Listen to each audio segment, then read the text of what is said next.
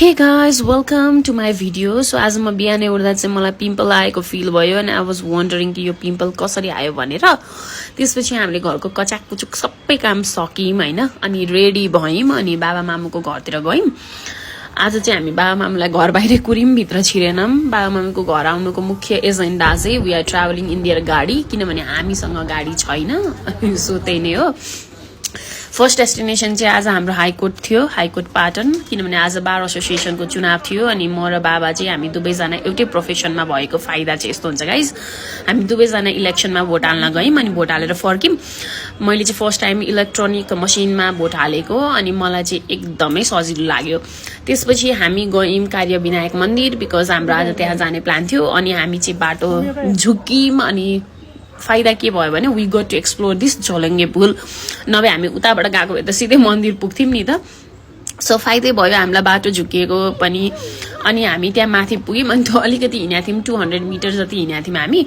अनि यस्तो गर्मी भएको थियो नि, त्यो माथि पुगेपछि चाहिँ जंगलको बीचमा छ नि त मन्दिर अनि यस्तो सर्र हावा चलिरहेको थियो के भन्ने र इट वाज सो नाइस। अनि त्यसपछि आधा घण्टा जति चाहिँ लाइन बस्यौं मन्दिरमा अनि मजाले मन्दिरको दर्शन गर्यौं। आज भोलि म र श्रीजित चाहिँ मन्दिर जाने भन्ने बित्तिकै एक्साइटेड हुन्छौं कि हामी बुढो भएको हो और हाम्रो मन्दिर जाने एज आएको हो।